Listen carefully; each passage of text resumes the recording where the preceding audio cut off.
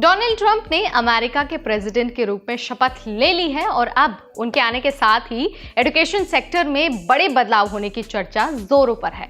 Trump ने चुनाव प्रचार के दौरान ही डिपार्टमेंट ऑफ एजुकेशन को बंद करने और नियमों को और आसान बनाने की बात कही थी। ऐसे में जरूरी है कि हमें ये पता हो कि उनकी वापसी से जो एजुकेशन सेक्टर है उसमें कौन कौन से बड़े बदलाव देखने को मिल सकते हैं। तो इस वीडियो में आज इसी पर बात होगी, पॉइंट बाय पॉइंट हम सारी चीजों पर बात करेंगे आसान भाषा में।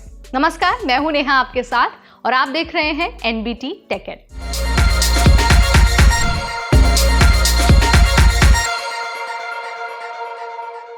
तो क्योंकि ट्रंप अब प्रेसिडेंट के रूप में शपथ ले चुके हैं, तो सबसे पहला काम उनका यही होगा बाइडेन प्रशासन के समय जो कड़े नियमों को लागू किए गए थे उनको बदल देना।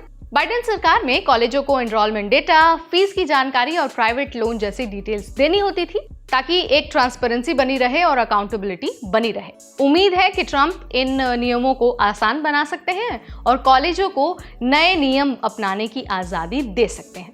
हालांकि इससे जवाबदेही में कमी आ सकती है, जिससे स्टूडेंट्स और जो उनके गार्जियन हैं उनको थोड़ा नुकसान हो सकता है। इसके अलावा ट्रंप फाइनेंशियल रिलीफ भी दे सकते हैं। ट्रंप प्रशासन शिक्षा संस्थानों को फाइनेंशियल रिलीफ देने के लिए कुछ श्रम और वेतन नीतियों में बदलाव कर सकते हैं। एग्जाम्पल के लिए बाइडेन प्रशासन ने ओवर टाइम छूट के लिए जो वेतन की सीमा है उसे बढ़ा दिया था, जिससे कॉलेजों की पेरोल लागत बढ़ गई थी।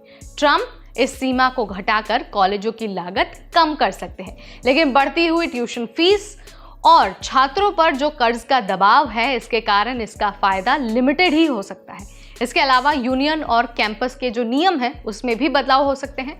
ट्रंप सरकार पहले भी नेशनल लेबर रिलेशन बोर्ड यानी कि NLRB के जरिए जो प्राइवेट संस्थान हैं उनमें स्टूडेंट यूनियन के राइट्स को सीमित करने की कोशिश कर चुके हैं।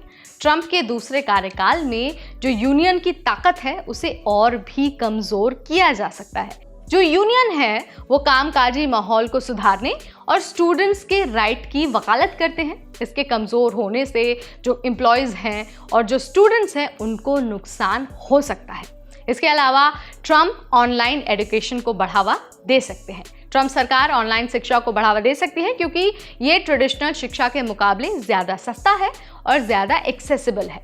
बाइडेन सरकार ने जो वर्चुअल प्रोग्राम है इस पर सख्त नियम लगा दिए थे, यानी कि जो ऑनलाइन क्लासेस हैं, ऑनलाइन पढ़ाई है, उस पर सख्ती कर दी थी, लेकिन ट्रंप इन्हें हटाकर ऑनलाइन कोर्स को और आसान बना सकते हैं। इससे वो छात्र ज़्यादा लाभान्वित होंगे, यानी कि उन छात्रों को ज़्यादा बेनिफिट मिलेगा जो किसी तरह से ट्रेडिशनल कॉलेजों में एडमिशन नहीं ले सकते हैं।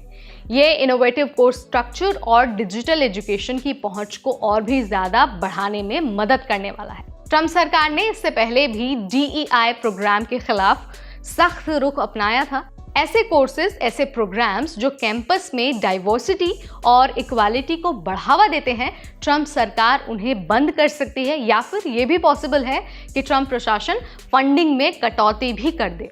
और जब फंडिंग में कटौती होगी या फिर ये कोर्सेज बंद होंगे तो सीधा सीधा असर पड़ेगा स्टूडेंट्स पर और टीचर्स पर, यानी कि ये स्टूडेंट्स और टीचर्स दोनों के लिए ही चिंता का विषय है। तो अगर आप भी अमेरिका जाकर पढ़ाई करने की सोच रहे हैं या फिर आप पहले से ही अमेरिका में एज अ फॉरेन स्टूडेंट पढ़ रहे हैं, तो आपके लिए मुझे लगता है ये पॉइंट्स बहुत इंपॉर्टेंट होने वाले हैं, क्योंकि ट्रंप ने शपथ ले ली है और अब ये सारे पॉसिबल बदलाव हैं जो एजुकेशन सेक्टर में हो सकते हैं।